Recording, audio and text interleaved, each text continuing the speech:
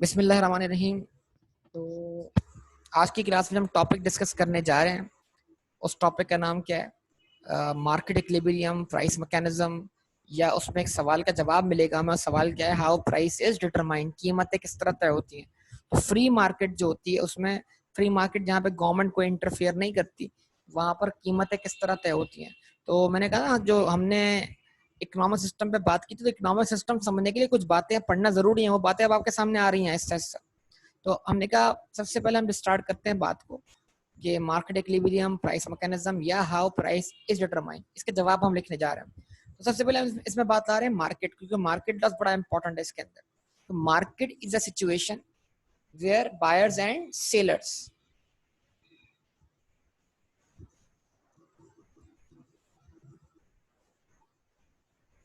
interact with each other.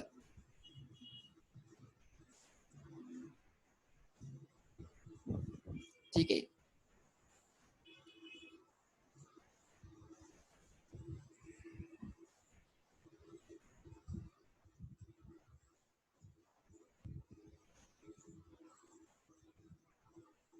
Price is determined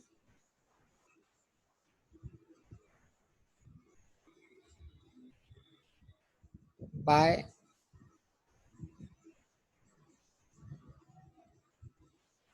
twin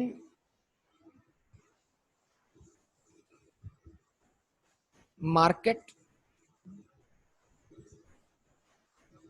forces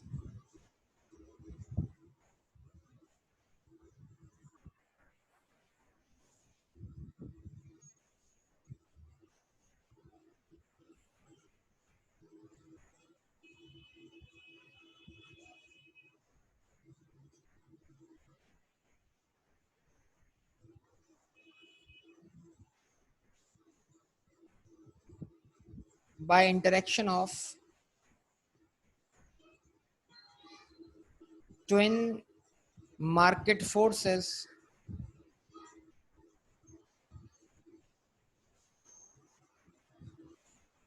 of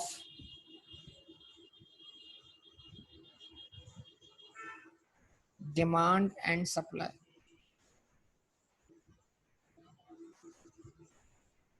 यानी price जो है वो डिटरमाइन हो रही है किससे? दो चीजों के इंटरेक्शन से। वो दो चीजें क्या है? Demand and supply. डिमांड किसको रिप्रेजेंट करती है? कंज्यूमर को। सप्लाई किसको रिप्रेजेंट करती है? सेलर को। डिमांड किसका माइंड सेट है? कंज्यूमर का। और सप्लाई किसका माइंड सेट है? सेलर का, प्रोड्यूसर का, फर्म का। जब ये दो माइंड सेट आपस में टकराते हैं, कहां पर वो प्लेस कहां है जहां पे ये माइंड सेट टकराते हैं? उस प्लेस को क्या बोलते हैं? मार्केट। तो मार्केट जो है वो एक मैदान जंग है, और उस मैदान जंग में दो मुख्तलिफ नजरियात रखने वाले लोगों की जंग होती है। ये वो वाला गेम है जो टग ऑफ वार वाला गेम होता है ना, रस्सा कशी वाला गेम। डिमांड करने वाला चाहता है कि उसकी बात मान ली जाए, और सप्लाई करने वाला चाहता है उसकी बात मान ली जाए। डिमांड करने वाला चाहता है कि वो कम से कम कीमत में चीजें खरीद कर ले आए, और सप्लाई करने वाला चाहता है कि वो हाई प्राइसेस क्या करे, चार्ज करे। यस और नो बताइए। तो price is determined by interaction of twin market forces of demand and supply. अच्छा जी।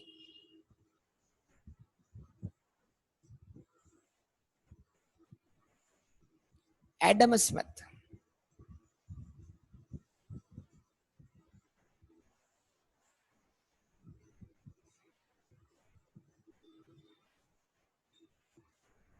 also called them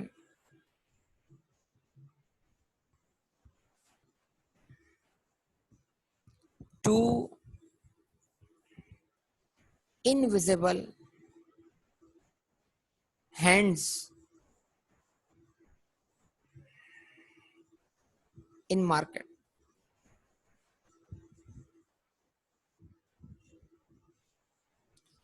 Adam Smith ने कहा कि मार्केट में दो इनविजिबल हाथ काम कर रहे हैं। एक डिमांड का हाथ है और एक सप्लाई का हाथ है। जब इन दोनों का हैंडशेक होता है ना, यानी जब दोनों के माइंड सेट किसी पॉइंट पे मुत्तफिक हो जाते हैं, तो फिर मार्केट में ट्रांजैक्शन परफॉर्म होती है, फिर मार्केट में प्राइस तय हो जाती है।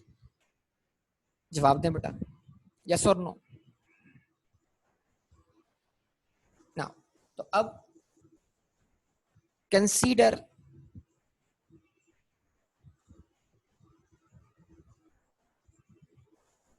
The following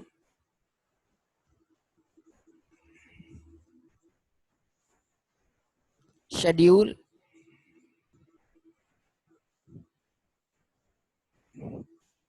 and diagram.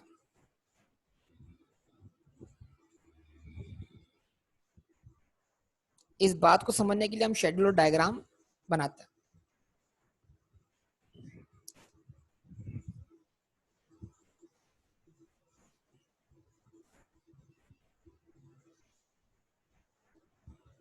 Price of x,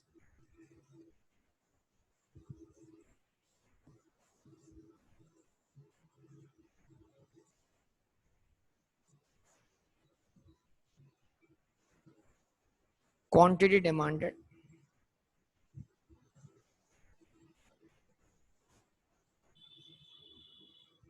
quantity supplied.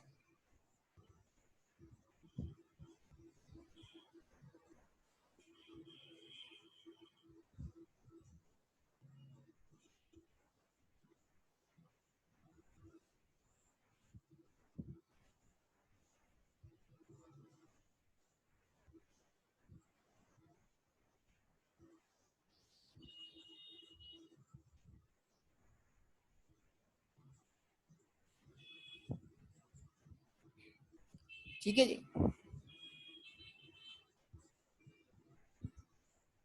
अब वो प्राइस देते हैं बेटा, क्या प्राइस थी?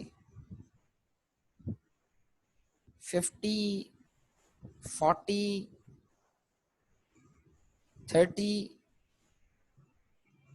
20 और 10। तो एक प्राइस की रेंज रख ली हमने, जो डिमांड करने वाले के लिए और सप्लाई करने वाले के लिए क्या है, कॉमन रख दी हमने रेंज। कि इस रेंज में रहते हुए दोनों का माइंडसेट क्या होगा, कि प्राइसेस की इस रेंज के बारे में दोनों क्या सोचते हैं। तो याद होगा हमने मार्केट डिमांड कर्व बना लिया था, इंडिविजुअल डिमांड का सम, और हमने मार्केट सप्लाई कर्व बना लिया था, इंडिविजुअल सप्लाई का सम। तो वही हम क्या करते हैं, मार्केट डिमांड और मार्केट सप्लाई कर्व यहाँ प्लॉट कर लेते हैं। तो जब 50 रुपए प्राइस थी तो उस पर क्वांटिटी डिमांड कितनी थी? 3 थी। फिर कितनी हो गई थी? 6, फिर 9, फिर 12 और फिर 15। और जब प्राइस 50 थी तो क्वांटिटी सप्लाइड जो थी वो कितनी थी? 15 थी। क्वांटिटी 40 पे कितनी हो गई? 12 हो गई, फिर 9 हो गई, और फिर 6 और फिर 3। तो इन 5 प्राइसेस के अंदर 4 प्राइसेस ऐसी हैं जिन पर कंज्यूमर की विलिंगनेस और एबिलिटी जो है वो सेलर की विलिंगनेस और एबिलिटी के बराबर नहीं है। ये सेलर की विलिंगनेस और एबिलिटी कंज्यूमर की विलिंगनेस और एबिलिटी के बराबर नहीं है, जरा सोचिए।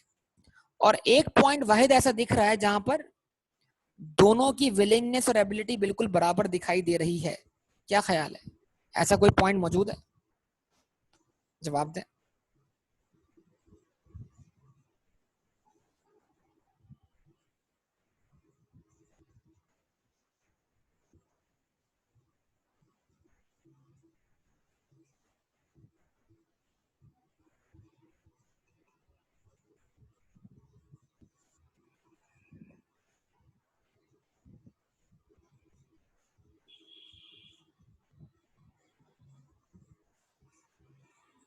क्या ख्याल है?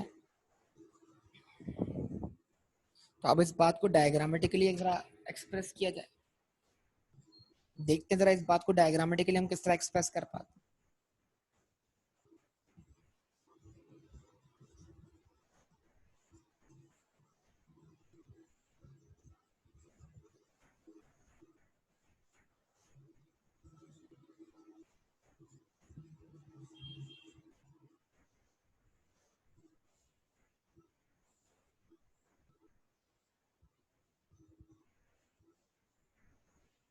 तो अब हम एक्स एक्सिस पे क्या प्लॉट कर रहे हैं? दो चीजें मिलाकर।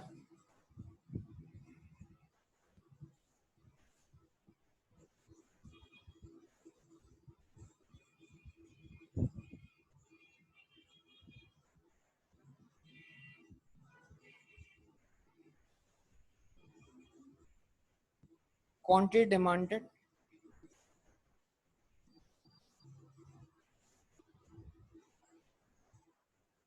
And supply.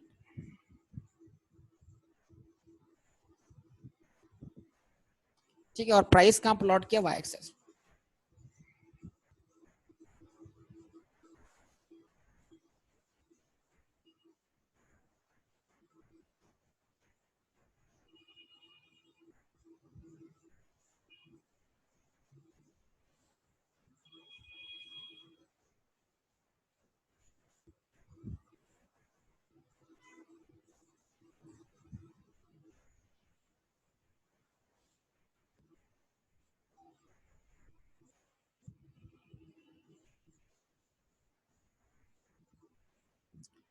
3, 6, 9, 12, 15।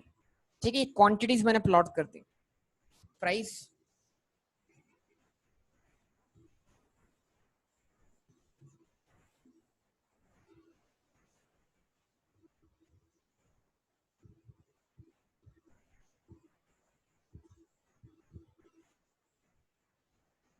10, 20, 30, 40 एंड 50। तो अब क्या करें, बस डिमांड और सप्लाई का ड्रॉ कर लें तो आपको एक इंटरेक्शन दिखाई देगा दोनों का, डिमांड और सप्लाई का। एक तरफ आपको सोच दिखेगी कंज्यूमर की जो कि प्राइस के साथ इन्वर्स है, और एक तरफ सोच दिखेगी आपको सेलर की जो प्राइस के साथ क्या है, डायरेक्टली रिलेटेड है।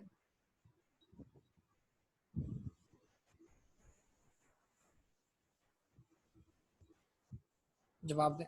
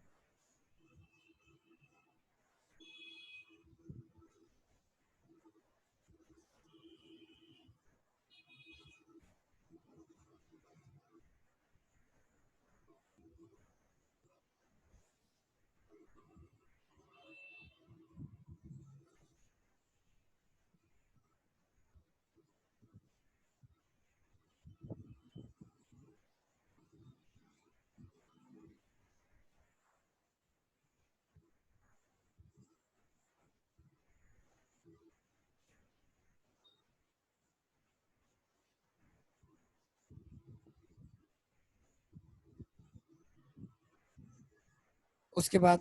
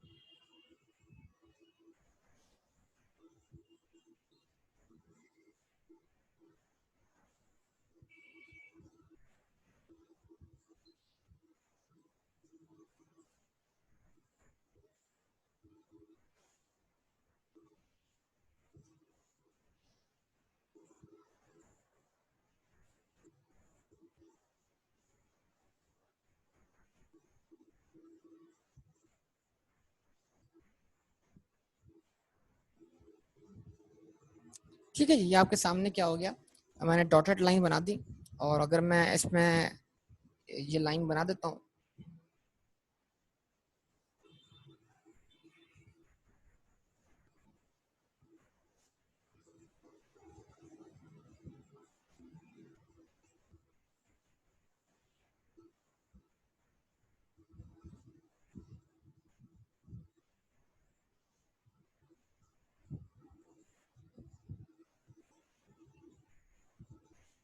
तो ये आपको देखिएगा डिमांड कर्व।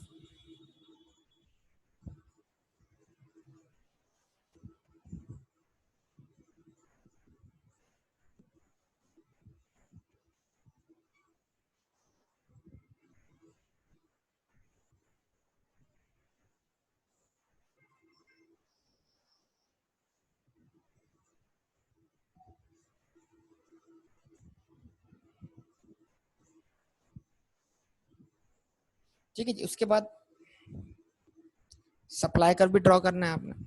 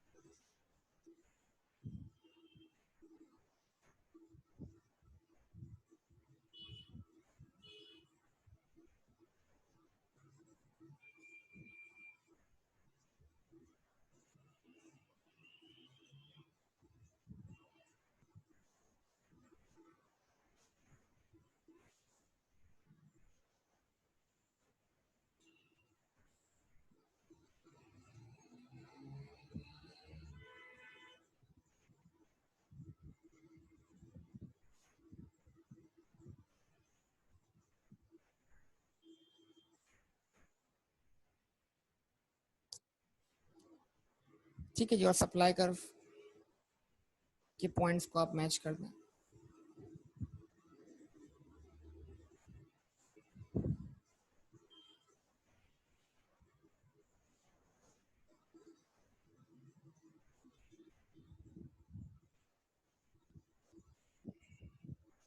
तो एक तरफ आपके पास क्या आ रहा है,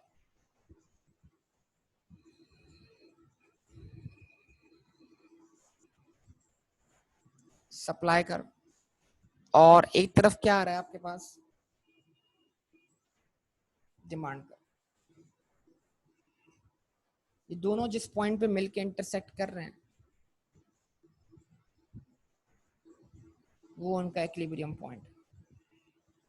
और अगर हम इस इक्विलिब्रियम पॉइंट से लें perpendicular towards the X axis and towards the Y axis, तो हमें इक्विलिब्रियम प्राइस और इक्विलिब्रियम क्वांटिटी मिल जाएगी। वो प्राइस जिस पर दोनों की विलिंगनेस और एबिलिटी क्या है, बिल्कुल बराबर। ये आपके सामने। अब जरूरत है इस डायग्राम को एक्सप्लेन करने की।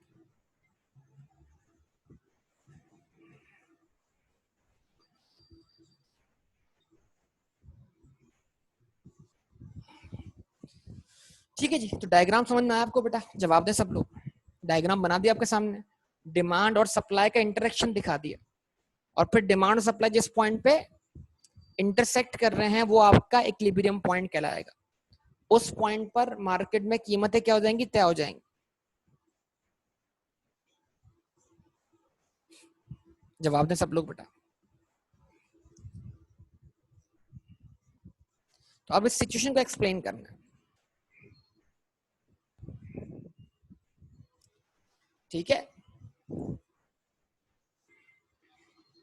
नो, तो बड़ी वैसे आसान बात है, देखिए बड़ी सिचुएशन वाली बात है, आसान वाली बात है। देखें, मार्केट जो है ना, वो इक्विलिब्रियम किसको बोलते हैं? तवाजुन को बैलेंस करने। अब हम कभी देखते हैं मार्केट में कभी खरीदारों का रश ज्यादा होता है, और कभी कभी ये हालत होती है कि मार्केट में जो है दुकानदार या बायर या सेलर्स जो है वो इंतजार कर रहे होते हैं।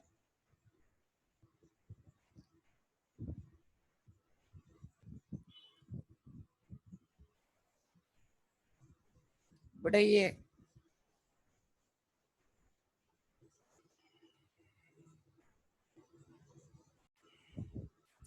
ओके, तो मार्केट में कभी देखते हैं कि सेलर्स का, बायर्स का रश ज्यादा होता है, और कभी जो है वो बायर्स बड़े कम होते हैं। सप्लायर्स जो हैं वो बायर्स के इंतजार में क्या कर रहे होते हैं? वेट कर रहे होते हैं, और मार्केट के अंदर मतलब दुकानें हमें खाली दिखाई दे रही होती हैं। तो मतलब मार्केट हमें डिफरेंट सिचुएशन में देखने को मिलती है। ऐसा होता है कि नहीं होता? जवाब दें। अब मार्केट में कौन डोमिनेटिंग पोजीशन में, इसको समझना है। जब मार्केट में बायर्स बढ़ जाएंगे ना, यानी बायर्स की तादाद मार्केट में बढ़ जाएगी, खरीदारों की तादाद बढ़ जाएगी, तो ये चीज क्या करेगी? सेलर को एक डोमिनेटिंग पोजीशन में ले आएगी। सोचिए, खरीदने वाले ज्यादा हैं और चीजें जो अवेलेबल है मार्केट में कम है।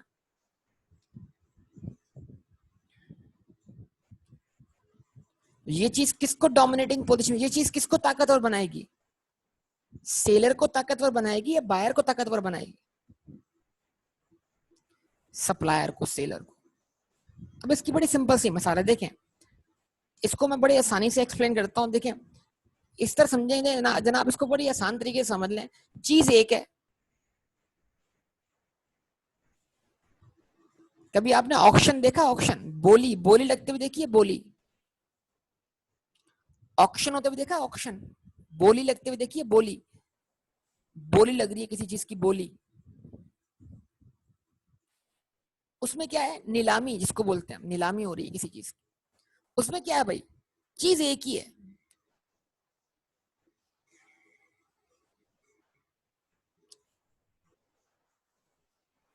और उसकी कीमत लगाने वाले बहुत सारे लोग हैं।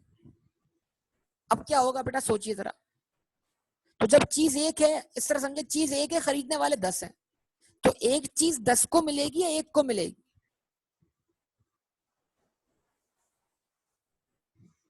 एक को मिलेगी। यानी 9 को बाहर जाना पड़ेगा,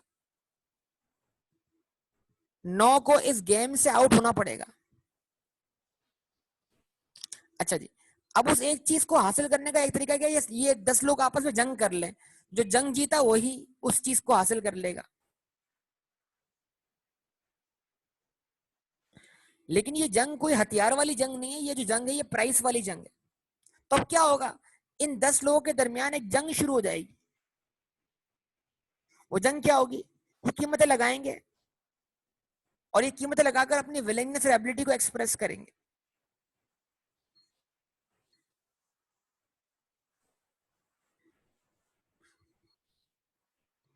जवाब दीजिए। तो इस तरह इनके दरमियान बोली लगाने का मुकाबला शुरू हो जाएगा। इनके दरमियान बोली लगाने का मुकाबला शुरू हो जाएगा।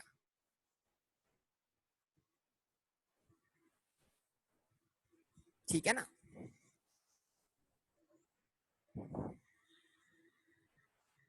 सही है।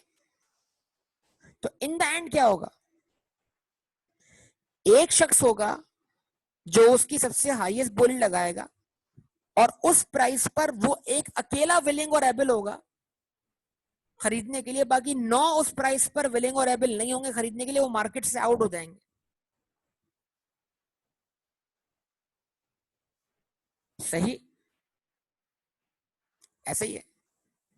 तो मार्केट का डिसइक्विलिब्रियम, सुनिएगा, मार्केट का डिसइक्विलिब्रियम, जो मार्केट में तवाजुन नहीं है ना, तवाजुन के सेलर एक है या चीज एक है, खरीदने वाले 10 हैं, तो मार्केट का डिसइक्विलिब्रियम खुद ही उसको इक्विलिब्रियम में लेकर आएगा बाद में, क्योंकि 9 को तो मार्केट से बाहर जाना पड़ेगा। क्या ख्याल है?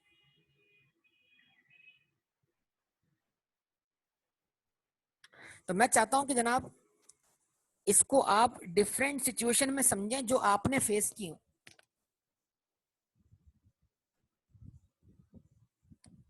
ठीक है जी। अच्छा जी, आप जाते हैं मार्केट में कुछ खरीदने के लिए, तो सबसे पहले कीमत कौन बताता है? एक ऐसी चीज जो आप फ्री बार्गेनिंग के थ्रू ले रहे हैं भाई, कोई फिक्स प्राइस नहीं है, कोई फिक्स प्राइस नहीं है, आप फ्री बार्गेनिंग कर रहे हैं उसके अंदर, और सेलर ने जैसे प्राइस बताई, उसने दिया आपको शॉक, पहला शॉक था, ऐसे ही है। और वो शॉक लगते ही क्या हुआ, आपने लिया 180 डिग्री का टर्न उसकी शॉप से। सही भाई, आपने बोला ये कितने का है, उसने बोला इतने का, आपने बोला है, और है की आवाज निकलनी थी, और क्या था, आपने लिया 180 डिग्री का टर्न, आपने बोला भाई मैंने नहीं लेना इस प्राइस में। क्या ख्याल है, ऐसा होता है कि नहीं होता? यानी जो प्राइस वो बता रहा है उस पे सेलर तो विलिंग एनेबल है, लेकिन बायर ने बोला है, और है निकलते ही क्या हुआ, 180 डिग्री का टर्न लग गया।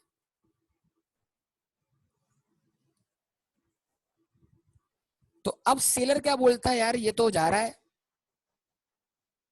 क्यों ना क्या करें,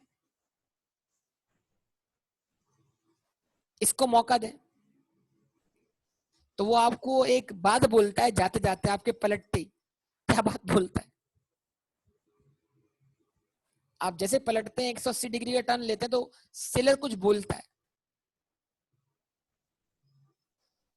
हाँ जी आप क्या प्राइस देंगे। तो ये आपका चांस है, किस चीज का, कि आप सेलर को शॉक दें जरा। उसने आपको शॉक दिया, अब आपका भी तो हक बनता है ना, आप भी तो जरा उसको एक झटका लगाएं। तो अगर अगर उसने बोला एक चीज की प्राइस 500 रुपए, तो आपने डायरेक्ट सीधा बोला 100 रुपए, मैं तो 100 रुपए में खरीदूंगा भाई।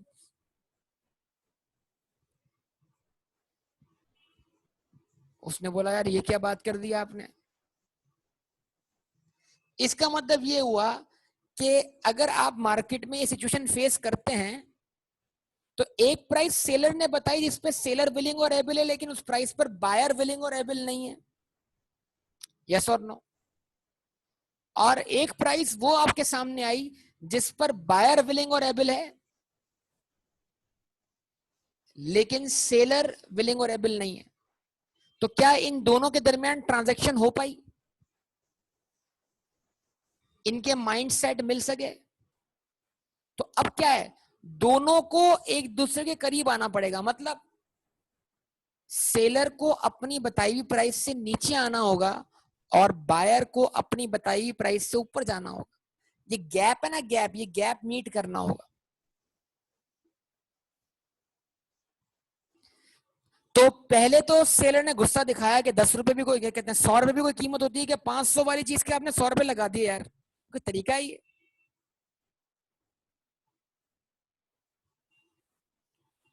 और ये वो वाला लो क्वालिटी वाला क्या कहते हैं सामान नहीं है, वगैरह वगैरह, कस्में उठा ली उसने।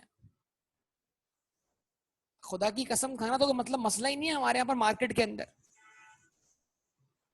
और बड़े मजे से सेलर बोल रहा होता है कि मैं तो प्रॉफिट, कॉस्ट टू कॉस्ट क्या कर रहा हूँ, सेल कर रहा हूँ। अरे कसमें खा के बोल रहा होता है कॉस्ट टू कॉस्ट सेल कर रहा हूँ।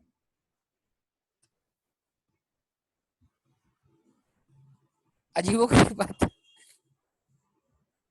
और कस्टमर बोलता बस मेरे पास भी पैसे इतने ही हैं, इससे ज्यादा पैसे नहीं है मेरे पास, वो भी कसम खा लेता है। मतलब बायर भी कसमें खा रहा है, सेलर भी कसमें खा रहा है, दोनों झूठ बोल रहे हैं। ये हाल है हमारी मार्केट्स।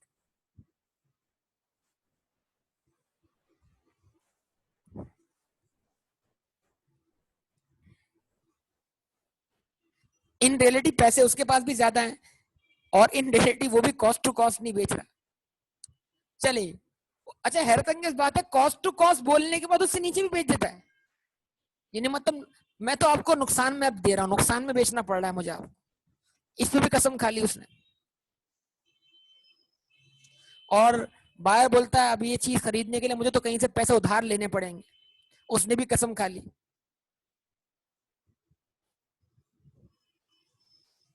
दोनों कसमें खाए जा रहे हैं।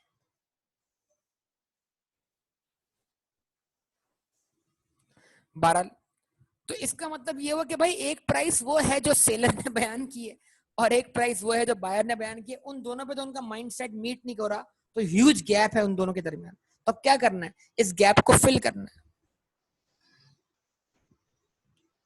यार तुम दिल पे मत लो अमान, मैं तो जनरल बातें कर रहा हूँ यार। इसका मतलब ये थोड़ी है मैं किसी बंदे को इंडिकेट कर रहा हूँ। अच्छी बात है, मार्केट में लोग सच भी बोलते हैं, सच बोलने वाले भी हैं, लेकिन मैं तो ऑब्जर्वेशन पेश कर रहा हूँ। दोनों जज्बाती होगा फौरन से यार। तो इकोनॉमिक्स में फोकस ज्यादा करो यार। अच्छा भाई, तो अब बायर सेलर बोल रहा है चलो एक काम करो, 500 रुपए नहीं 400 रुपए, 50 रुपए नहीं 40 रुपए।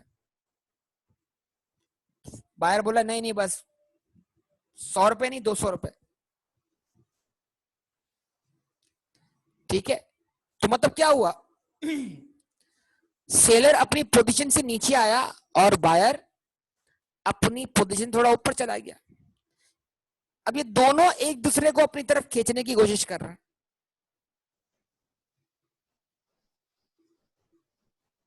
ठीक है, 250 पे इक्वल नहीं होगा।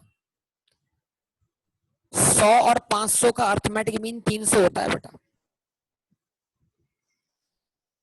तो मीन पोजीशन जो है वो 300।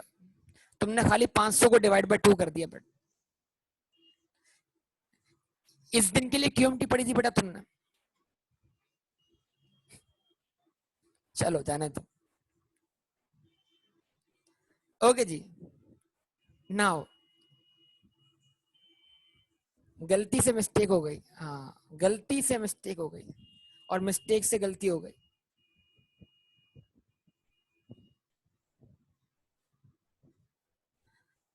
अच्छा जी, तो इसका मतलब क्या है, वो बोल रहा है बस ये आपके लिए है, 50 से 40 रुपए कर दिए भाई। बोलता है नहीं नहीं मेरे पास तो इससे गुंजाइश नहीं है, बस एक काम करो 10 से 20 रुपए ले लो, 100 से 200 रुपए ले लो, दैट्स ऑल। अब भी बात नहीं बन पा रही।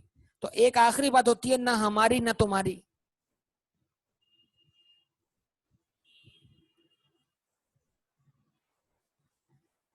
300 पे डन करो, ऐसे ही है। तो एक पॉइंट ऐसा आ जाता है जहां पर हमेशा बायर और सेलर की विलिंगनेस और एबिलिटी क्या कर जाती है, मैच कर जाती है, माइंड्स मैच कर जाते हैं। उस प्राइस पर उनका कंसेंसस डेवलप हो जाता है, कंसेंसस। उनकी कंसेंट एक हो जाती है, कंसेंट। अब इस तरह पूरी मार्केट है।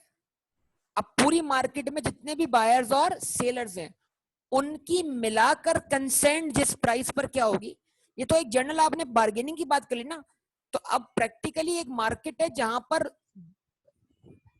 बेशुमार बायर्स आ रहे हैं, बेशुमार सेलर आ रहे हैं। तो जैसे सब्जी मार्केट है, तो सब्जी मार्केट में रोजाना सब्जियों की प्राइस क्या हो रही है, सुबह तय हो रही है बेटा। मिल्क मार्केट है, मिल्क मार्केट में क्या हो रहा है, रोजाना सुबह क्या हो रहा है, मिल्क की प्राइस तय हो रही है। आपकी गली मोहल्ले में मिलने वाला डेयरी डेयरी से मिल्क नहीं, ये जो होलसेल मार्केट होती है, यहाँ रोजाना डिमांड सप्लाई क्या करती है, मीट करती है बेटा। यहाँ रोज की रोज प्राइस तय होती है। कभी टमाटर 400 का है तो कभी टमाटर 20 रुपए का है यार। ये क्या है, जरा सोचने वाली बात है ना। रमजान आते ही लींबू क्या हो गया, 300 रुपए का हो गया, 400 रुपए किलो हो गया। रमजान से पहले 40-50 रुपए किलो बिक रहा था। तो इसका मतलब क्या हुआ, ये रोज की रोज डिमांड सप्लाई मीट कर रही है। तो असल प्रैक्टिकल कॉन्सेप्ट क्या है, मार्केट डिमांड जब मार्केट सप्लाई से मैच करती है, तो जितने भी इंडिविजुअल कंज्यूमर्स हैं उनका माइंडसेट तमाम इंडिविजुअल सप्लायर्स के सम से, जो कि मार्केट सप्लाई है, उनके माइंडसेट से क्या होता है, मैच होता है। और उन सबका माइंडसेट मिलकर क्या करता है, एक प्राइस तय करता है जो कि मार्केट प्राइस कहलाती है। तो फिर उसी प्राइस पर मार्केट में ट्रांजैक्शंस क्या हो रही होती हैं, परफॉर्म हो रही होती है।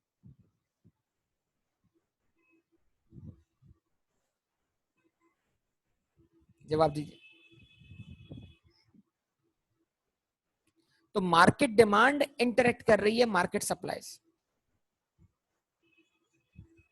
तो हम बोलते हैं मार्केट प्राइस है, आज मार्केट में क्या कीमत तय हुई, तो फिर वो किसी एक कंज्यूमर की बात नहीं हो रही बेटा। अभी जो हमने एग्जाम्पल ली उसमें हमने एक कंज्यूमर एक सेलर की बात कर ली बार्गेनिंग करके, लेकिन जब हम मार्केट की बात करते हैं तो मार्केट किसी एक कंज्यूमर का नाम नहीं है। तो हम बोलते हैं ना आज मार्केट में सोने की कीमत इतनी है, गोल्ड की प्राइस आज ये है, आज मार्केट में डॉलर की प्राइस ये है, आज मार्केट में ऑयल की प्राइसेस ये हैं,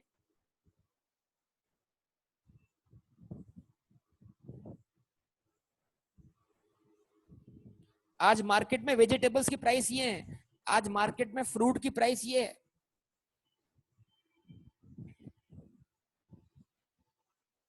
शेयर्स की प्राइस, बिल्कुल शेयर्स भी इसमें आते हैं, बिल्कुल ये भी सब कुछ चल रहा है डिमांड सप्लाई में बेटा। मैंने क्या बोला, डिमांड सप्लाई इतना इंपॉर्टेंट कॉन्सेप्ट है कि आगे पूरी मैक्रो इकोनॉमिक्स में आपने यही पढ़ना है। तो मैं जो टाइम यहाँ स्पेंड कर रहा हूँ ना, वो स्पेंड वो हमारे लिए फ्रूटफुल हो जाना चाहिए आगे जाके, कि भाई हमने अच्छा खासा टाइम जो यहाँ स्पेंड किया ना, वो टाइम स्पेंड करना हमारी स्पीड को आगे बढ़ा देगा और बातों के समझने के वक्त को रिड्यूस कर देगा। ये फायदा मिलना चाहिए। अगर ये फायदा नहीं मिलेगा फिर हम नुकसान में चले जाएंगे।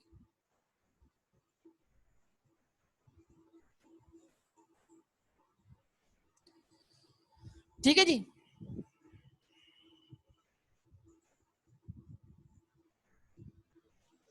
तो अब इस बात को जरा एक्सप्लेन करना है। अब कैसे एक्सप्लेन करें, बताइए।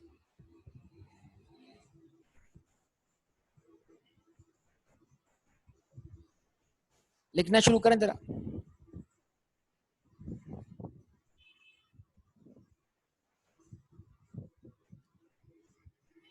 From the above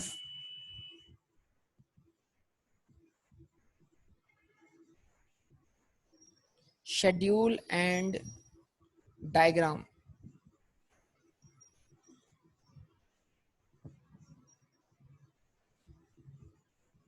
we can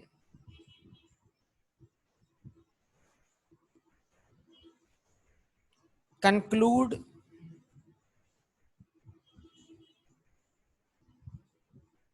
the following main points.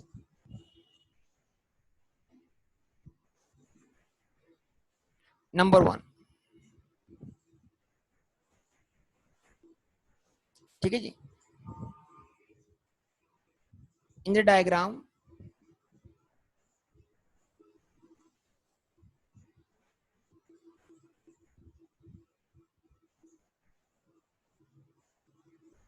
d of x is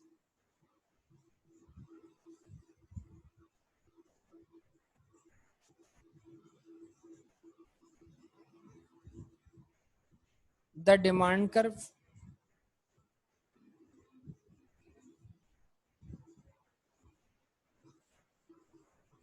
s of x is the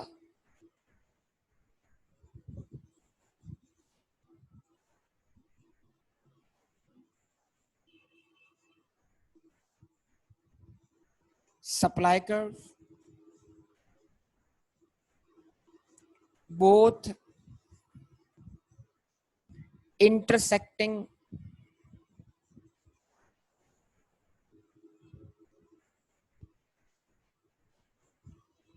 at point E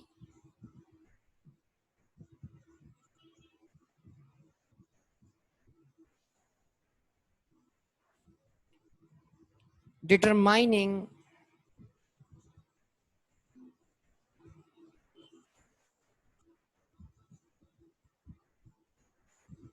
equilibrium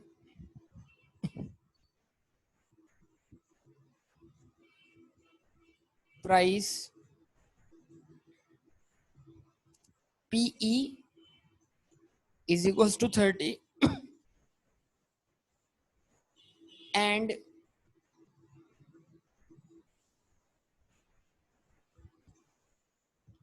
equilibrium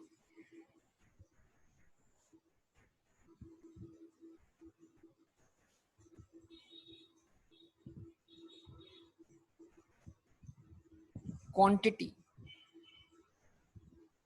QE is equals to what 9। तो जो डायग्राम हम देख रहे हैं उसमें डी ऑफ एक्स क्या है, demand curve है। उस डायग्राम में एस ऑफ एक्स क्या है, सप्लाई कर्व है। इस डायग्राम में क्या दिख रहा है, ये दोनों इंटरसेक्ट कर रहे हैं। कहाँ इंटरसेक्ट कर रहे हैं बेटा, जवाब मिलना चाहिए ना आपसे।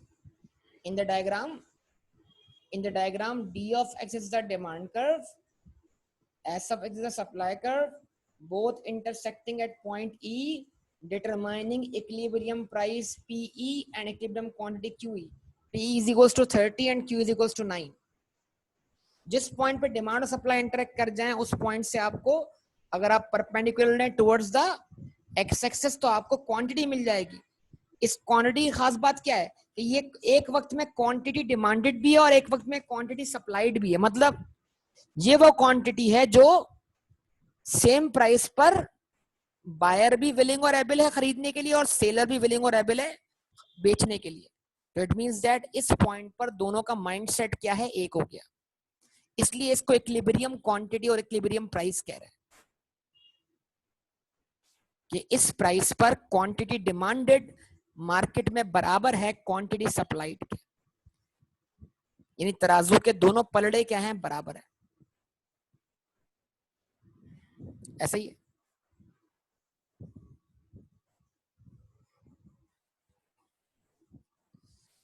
ठीक है जी। अब इसके अलावा प्राइस वो क्या है, इसके अलावा देखें आप, इक्विलिब्रियम से ऊपर प्राइस क्या है 40-50, इक्विलिब्रियम से नीचे प्राइस क्या है 20-10। तो 40 और 50 जो है वो इक्विलिब्रियम प्राइस नहीं है, 20 और 10 भी इक्विलिब्रियम प्राइस नहीं है। क्यों? क्योंकि 40 और 50 पर कंज्यूमर और सेलर की विलिंगनेस और एबिलिटी एक जैसी नहीं है। इस बात पे गौर करें, गौर करके देखें। जब प्राइस 50 है तो 50 प्राइस पर कंज्यूमर कितनी क्वांटिटी डिमांड कर रहा है, 3। सप्लायर कितनी क्वांटिटी सप्लाई करने के लिए विलिंग और एबल है, 15।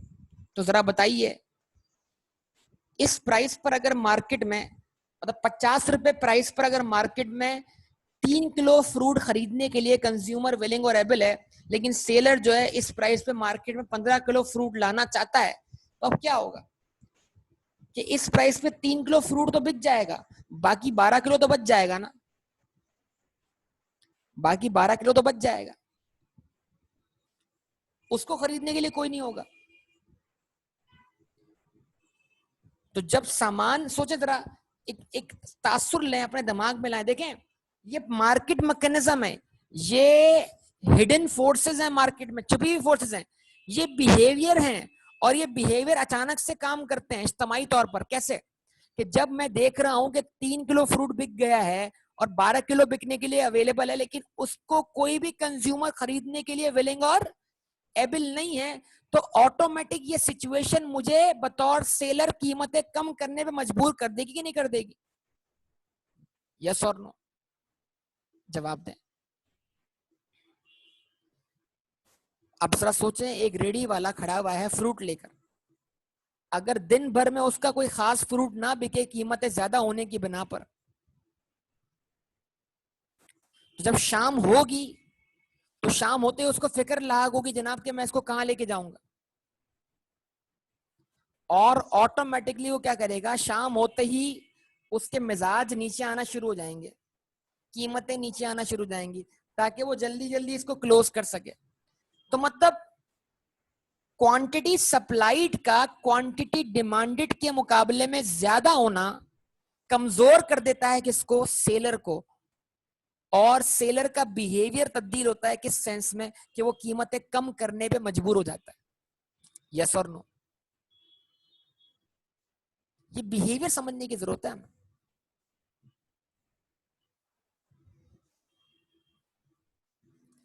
इसकी सबसे बेस्ट एग्जांपल आपको मिल जाएगी बकरीद के दौरान, जो कैटल मार्केट है, कैटल मार्केट। बकरीद के दौरान आप जाते हैं मार्केट में जानवर परचेज करने के लिए, कैटल परचेज करने के लिए। तजर्बा होगा, बार्गेनिंग भी होती है। अब क्या होता है बेटा, उस कैटल मार्केट में सामान भरा पड़ा हुआ है, मतलब यानी कि इन्वेंट्री भरी पड़ी। वो इन्वेंट्री है ना उनकी, बेचने वालों की, वो कैटल भरा पड़ा है। लोग जा रहे हैं, रेट सुन के आ जाते हैं बस खाली। मतलब शुरू शुरू के दिनों में कोई खास खरीदारी नहीं हो रही। हाई रेट यार, मतलब यार मार्केट तो बहुत मतलब बहुत हाई रेट चल रहे हैं भाई, मैं तो अभी नहीं खरीद रहा। तो मैं क्या कर रहा हूं, मैं हालात तब्दील होने का इंतजार कर रहा हूं। बकरीद अगर करीब आ जाएगी और मार्केट जो है सामान से भरी पड़ी होगी और खरीदार कम होंगे और बेचने के लिए सामान ज्यादा होगा, तो ये सिचुएशन ऑटोमेटिक जो है वो सेलर को कीमतें कम करने पर मजबूर करेगी कि नहीं करेगी? तो ऐसा होता है कि नहीं होता? जब मार्केट्स भरी पड़ी होती हैं और बायर खरीदारी कम कर रहा होता है और बकरीद के दिन करीब आने लग जाते हैं, तो ये सिचुएशन ऑटोमेटिकली मिजाज तब्दील कर देती है सेलर का और कीमतें धड़ाम से नीचे आ जाती हैं। यस और नो? अभी ऑयल के मामले में क्या हुआ? गाड़ियां नहीं चल रही, जहाज नहीं चल रहे, तो दुनिया में डिमांड, क्वांटिटी डिमांडेड कम है किसकी? ऑयल की। और रोजाना उन ऑयल वेल से रोजाना उसी तरह ऑयल निकल रहा है, तो ऑयल की सप्लाई मार्केट में ज्यादा अवेलेबल है, ऑयल की क्वांटिटी सप्लाइड ज्यादा अवेलेबल है।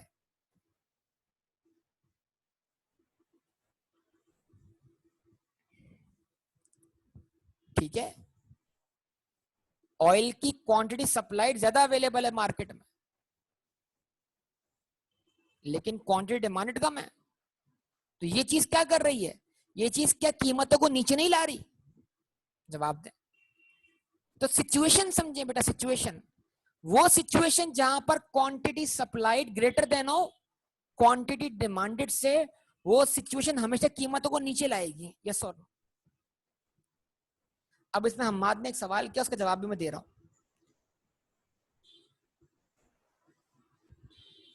तो क्या है जनाब, जब प्राइस 50 है तो quantity supplied is greater than quantity demanded. जब प्राइस 50 से 40 हुई तब भी क्या है, तब भी quantity supplied is greater than quantity demanded. तो बेटा जब प्राइस 50 से 40 हुई तो क्वांटिटी डिमांडेड 3 से 6 हो गई, लेकिन क्वांटिटी सप्लाइड 15 से 12 हो गई। तो बेटा ये हमारे वही लोग हैं जो अब 40 रुपए प्राइस पर अपनी चीज बेचने के लिए विलिंग और एबल नहीं है, और जो अपना सामान लेके वापस चले जाते हैं, मार्केट से बाहर चले जाते हैं। तो प्राइसेस का कम होना क्या कर रहा है? प्राइसेस का कम होना हम देख रहे हैं कि कंज्यूमर की विलिंगनेस और एबिलिटी को बढ़ा रहा है, लेकिन वो सप्लायर की विलिंगनेस और एबिलिटी को क्या कर रहा है? कम कर रहा है। तो कुछ सप्लायर मार्केट से आउट हो रहे हैं, वो ये बोल रहे हैं कि यार इनको तो हम आम दिनों, इन जानवरों को तो हम आम दिनों में ज़िबा करके बेच देंगे, इतना पैसा तो हम वैसे ही कमा लेंगे गोश्त में पानी वानी मिलाकर। तो जैसे कीमत कम हुई तो कुछ सप्लायर्स तो मार्केट से आउट हो गए। समझे हम बात बेटा? अब उनकी मतलब क्या है, आप देखो ना, कीमतें कम होने के बाद उतना उतना सामान थोड़ी बिक रहा है। क्वांटिटी डिमांडेड बढ़ी है, लेकिन क्वांटिटी सप्लाइड में क्या आई है? कमी आई है। ये वही तो लोग हैं जिनकी आप बात कर रहे हो कि वो किसी, या तो वो किसी और मार्केट की तलाश में निकल जाएंगे, या वो किसी और तरीके से अपनी इस चीज को बेचने की कोशिश करेंगे, लेकिन वो इस प्राइस पे बेचने के लिए राजी नहीं होंगे। तो क्या हुआ, जब प्राइस 50 से 40 हुई तो क्वांटिटी डिमांडेड में इजाफा हुआ, क्वांटिटी सप्लाइड में क्या आई? कमी आई। तो जो कुछ सप्लायर मार्केट से चले गए, या सप्लायर्स ने बिल्कुल मार्केट से एग्जिट करेंगे, बिल्कुल करेंगे। जी तो दिखा रहे हैं, क्वांटिटी सप्लाइड कम हो रही है ना आपके सामने। एग्जिट कर देंगे, कुछ सामान नहीं बेचेंगे, कुछ सामान कहीं और भिजवा देंगे। जवाब दें। अच्छा जी, उसके बाद लेकिन जब हम 40 रुपए प्राइस देखते हैं तब भी क्या है, क्वांटिटी डिमांडेड बराबर नहीं है क्वांटिटी सप्लाइड के। तो 40 रुपए कीमत पर 6 किलो फ्रूट मार्केट में खरीदने के लिए कंज्यूमर्स विलिंग और एबल हैं, लेकिन मार्केट में सप्लाई कितनी अवेलेबल है, क्वांटिटी सप्लाइड 12 किलो। तो स्टिल 6 किलो जो फ्रूट है वो सरप्लस में रखा हुआ है, ये कौन खरीदेगा? Still quantity supplied is greater than quantity demand. तो ये सिचुएशन क्या करेगी, कीमतों को मजीद कम करने में मजबूर करेगी। तो कीमतें पहले 50 से 40 पर आई थी, और फिर 40 से कहां आएंगी बेटा, 30 पर। और जब 30 पे पहुंचेंगी ना कीमतें, तो क्या होगा, मार्केट इक्विलिब्रियम में आ जाएगी। यस और नो? ये वो पॉइंट होगा जहां पर क्वांटिटी डिमांडेड क्वांटिटी सप्लाइड के बराबर हो जाएगी। उसके अगेंस्ट अगर हम कंज्यूमर पॉइंट ऑफ व्यू सोचें, तो जब मार्केट में अगर कीमतें 10 रुपए हैं, तो 10 रुपए पर जरा देखिएगा, 10 रुपए पर कंज्यूमर कितनी क्वांटिटी डिमांड कर रहा है, 15, लेकिन सेलर जो है वो कितनी क्वांटिटी सप्लाइड करने के लिए विलिंग और एबल है। तो यार 10 रुपए कीमत पर मार्केट में ज्यादा लोग खरीदारी करने के लिए जा रहे हैं, लेकिन मार्केट में इस कीमत पर इतना सामान अवेलेबल नहीं है, तो क्वांटिटी डिमांडेड ज्यादा है। 10 रुपए पर क्वांटिटी डिमांडेड ज्यादा है, किससे? क्वांटिटी सप्लाइड से। तो ये सिचुएशन क्या कर रही है, मार्केट में कंज्यूमर्स का बढ़ जाना किसको स्ट्रांग बना रहा है, किसको बना रहा है स्ट्रांग? सप्लायर को, सेलर को। कि जब खरीदने वाले ज्यादा हों और चीजें क्या हो, कम हो, तो ये सिचुएशन मार्केट में सेलर के बिहेवियर को, सेलर के मिजाज को देखे ना। कभी आप देखें किसी, अब हमें हमें क्या होता है, देखें हमें मिजाज देखने को मिलते हैं मार्केट में। कोई ऐसी शॉप बहुत चलती हो जो जिसकी बहुत गुडविल हो, तो उधर जो लोग बैठे होंगे उनके मिजाज ही नहीं मिलते भाई। उनको इससे फर्क ही नहीं पड़ता कि आप आए या जाएं। तो मतलब कस्टमर्स का बढ़ जाना सेलर के मिजाज को तब्दील कर देता है, और वो मिजाज तब्दील होता हुआ हमें इकोनॉमिक्स में कैसे दिखता है, प्राइसेस बढ़ते। तो जब मार्केट में क्वांटिटी डिमांडेड ज्यादा है क्वांटिटी सप्लाइड से, तो ये सिचुएशन मार्केट में सेलर के बिहेवियर को चेंज करेगी और वो कीमतें बढ़ाएगा।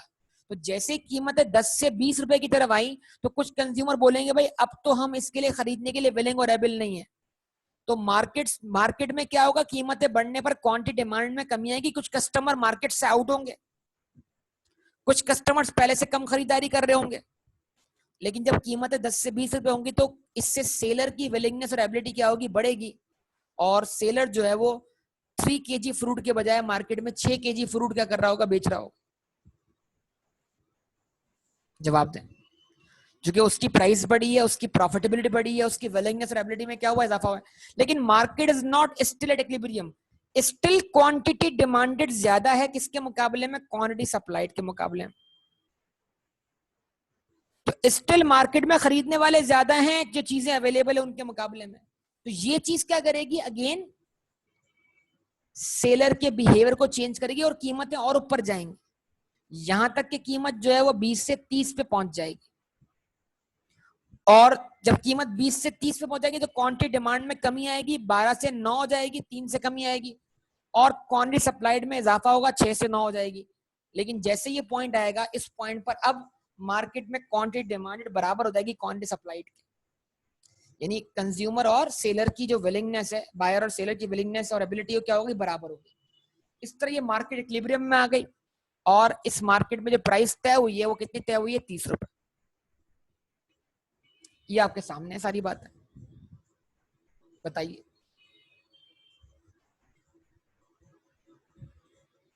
क्या मुश्किल बात है इसमें?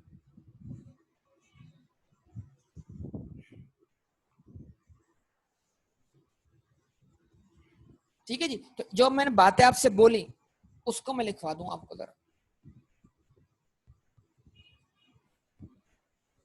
बकाया इस समय इसका लिख रहा हूं नेक्स्ट पेज पर।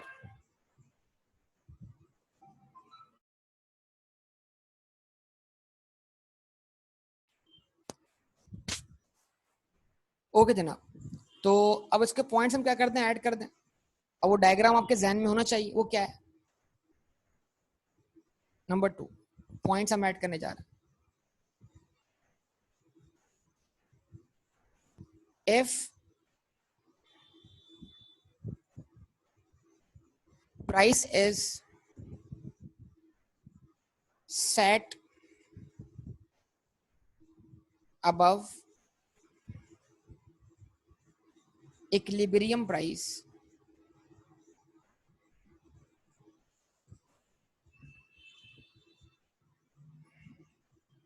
that is rupees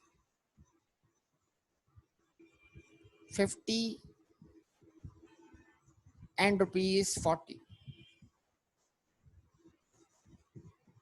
at these prices, at these prices, quantity supplied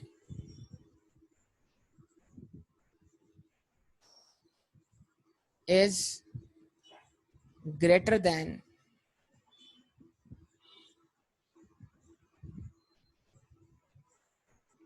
quantity demanded। अगर प्राइस सेट की जाएगी इक्विलिब्रियम प्राइस से अबव, तो इस जो कि 50 या 40 रुपए है, जो कि 30 से ऊपर है, तो इस प्राइस पर हमें क्या दिख रहा है,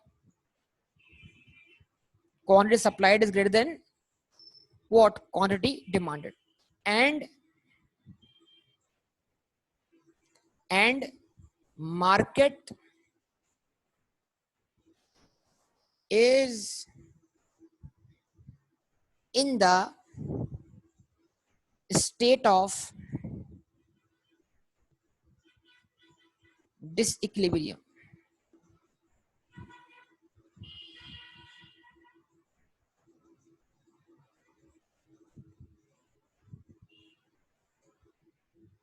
और मार्केट जो होगी वो किस हालत में होगी, स्टेट ऑफ डिसइक्विलिब्रियम।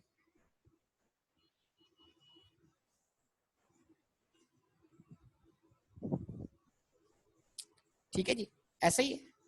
क्यों बोल रहा हूं disequilibrium, if the price is set above rupees 50 and 40, जवाब दें, तो at these prices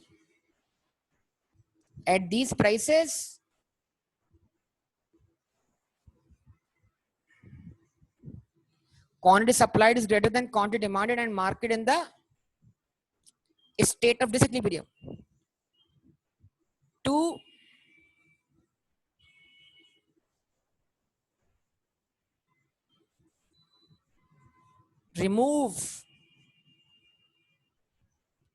remove this gap,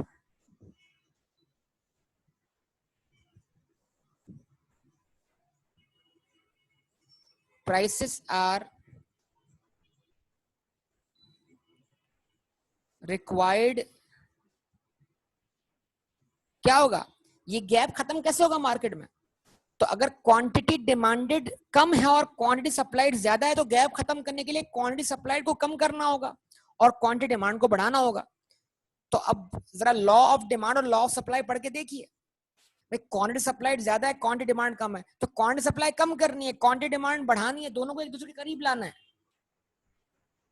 कैसे करीब लाएंगे, प्राइसेस को कम करके, ऑटोमेटिकली कीमतें कम होंगी। ताकि कीमतें कम हो, क्वांटिटी सप्लाइड में कमी है और क्वांटिटी डिमांड में क्या हो, इजाफा हो, ताकि ये गैप कम हो जाए।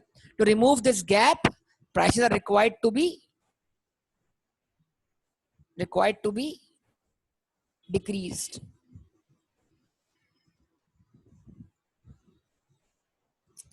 Prices are required to be decreased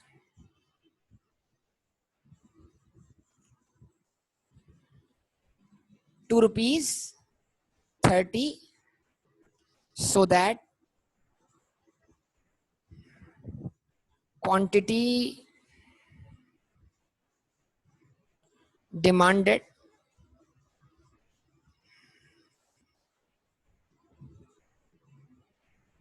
becomes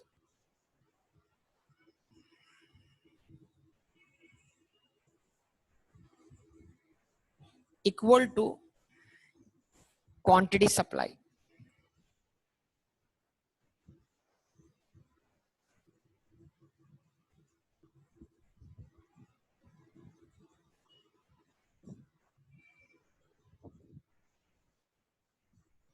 ठीक है जी, ये पॉइंट हो गया। इस तरह इसके लिए थर्ड पॉइंट आएगा जो कि इक्विलिब्रियम से नीचे की बात करेगा। इफ prices या if price is set what below equilibrium price,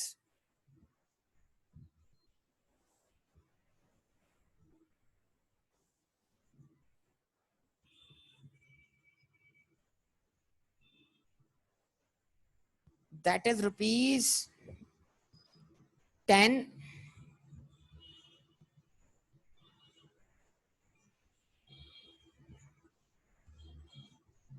and rupees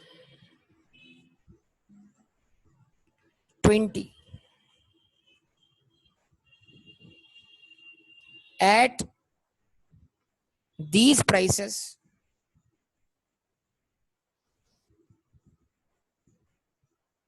quantity demanded is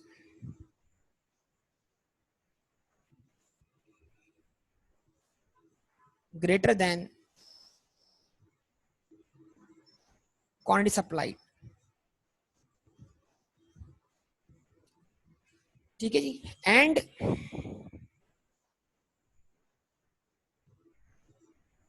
market is in the state of disequilibrium।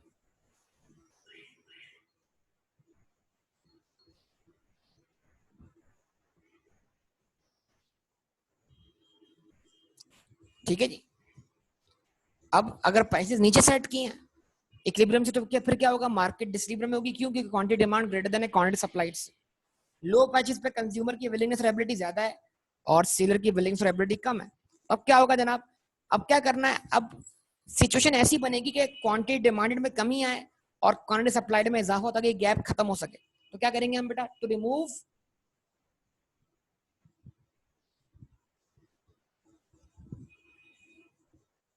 Remove this gap. और ये कोई खत्म नहीं करेगा, ये मार्केट मैकेनिज्म खत्म कर रहा है। मतलब सिचुएशन मार्केट में लोगों के बिहेवियर को चेंज कर रही है। तो मार्केट में जब क्वांटिटी डिमांडेड ज्यादा है किसके मुकाबले में, सप्लाई के मुकाबले, तो सेलर का बिहेवियर चेंज हो रहा है। तो remove this gap, prices are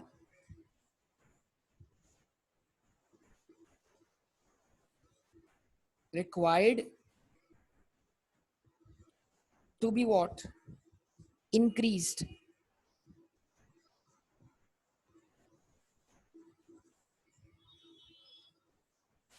to rupees 30 so that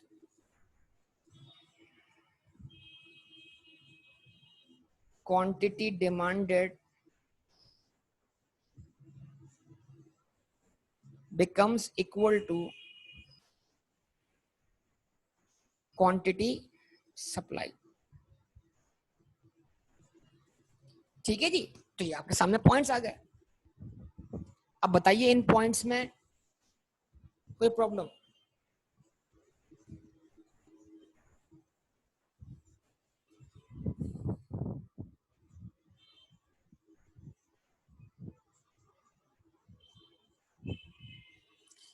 इसको क्लोज करते हैं, इस पे क्लोजिंग नोट लगाते हैं। क्लोजिंग नोट क्या है?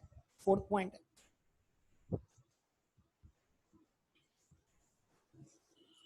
In short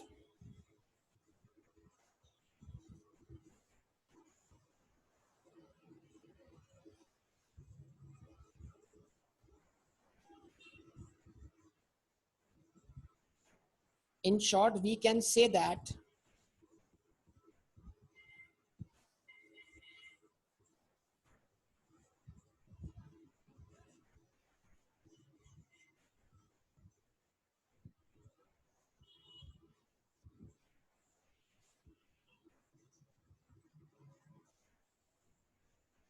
equilibrium price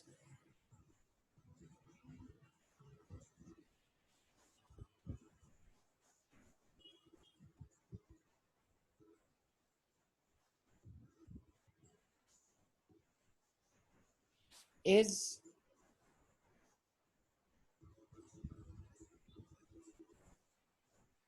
market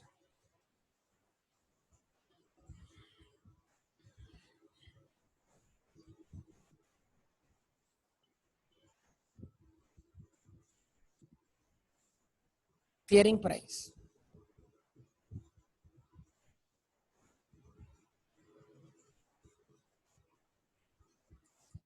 In short, we can say that equilibrium price is market clearing price. क्या आपकी बात समझ में आती है आपको कि जो इक्विलिब्रियम प्राइस है वो मार्केट क्लियरिंग प्राइस है? क्या मतलब? उसने मार्केट क्लियर कर दी। क्लियर मतलब जब प्राइस इक्विलिब्रियम से अबव थी तो मार्केट में कौन ज्यादा था? क्वांटिटी सप्लाई ज्यादा थी, यानी मार्केट में चीजें बेचने के लिए ज्यादा अवेलेबल थी। तो जब प्राइस कम हुई तो प्राइस कम होने से कंज्यूमर की विलिंगनेस और एबिलिटी बढ़ी, लेकिन मार्केट से कुछ सप्लाई यानी क्वांटिटी सप्लाई में क्या ही कमी आई। तो कुछ लोग गए और कुछ लोग मार्केट में एंटर हुए, कुछ लोगों ने मार्केट छोड़ी और कुछ लोगों ने मार्केट ज्वाइन की। तो इस तरह मार्केट क्लियर होना शुरू हुई, मतलब मार्केट में तवाजुन आना शुरू हो गया, बैलेंस आना शुरू हो गया। कभी आपने तराजू पर किसी को कोई सामान तोलते हुए देखा है? तो अगर वहां पर 1 किलो का वजन रखा होता है और सामान इस तरफ 1 किलो से ज्यादा आ जाए तो एक तरफ पलड़ा भारी हो जाता है। तो क्या करते हैं भाई, जब पलड़ा भारी हो जाता है तो क्या करते हैं, उसमें से कुछ चीजें निकालते हैं। ऐसा ही है। और जब अगर कोई शख्स कोई चीज भर रहा हो वजन के हिसाब से और यहाँ पर 1 किलो का पलड़ा रखा हो और उस तरफ अभी सामान 1 किलो के बराबर ना हो, तो अभी क्या करना पड़ेगा, मजीद उसमें चीजें ऐड करनी पड़ेंगी उसको 1 किलो के बराबर लाने के लिए, ताकि दोनों तरफ बैलेंस क्या हो जाए, बराबर हो जाए। यस और नो? तो समझ लें जनाब, डिमांड और सप्लाई जो है वो मार्केट के लिए वो तराजू है जिसपे मार्केट क्या होगी, बैलेंस होगी।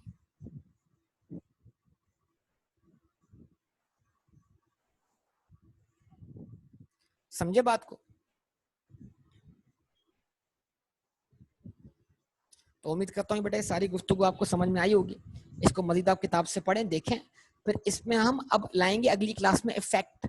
इफेक्ट किस चीज का, कि मार्केट में डिसइक्विलिब्रियम क्यों आता है। भाई सवाल ये कि मार्केट इक्विलिब्रियम में आने के बाद दोबारा डिसइक्विलिब्रियम में जाएगी, प्राइस एक दफा तय होने के बाद फिर ये नई प्राइसेस कहां से आती हैं? कि सर ठीक है आपने कहा प्राइसेस तय हो गई, अब चंद दिन बाद एक नई प्राइस आ गई। फिर तो मार्केट में जब एक दफा कीमत तय हो जाती है तो उसके बाद कीमतें दोबारा बिगड़ती हैं, और कीमतें बिगड़ने के बाद दोबारा कीमतें तय हो जाती हैं। ऐसा होता है कि नहीं होता? तो इट मींस अब हमें इस चीज को आगे लेके चलना है। तो हम इक्विलिब्रियम से दोबारा जाएंगे डिसइक्विलिब्रियम की तरफ, और उस डिसइक्विलिब्रियम को दोबारा लाएंगे किसमें, इक्विलिब्रियम में। तो ये हमारा टॉपिक होगा अगली क्लास का। तो इंशाल्लाह ये डिस्कशन बाकी सारा अगली क्लास में होगा। तो यहाँ तक इसको स्टॉप करेंगे। अल्लाह हाफिज।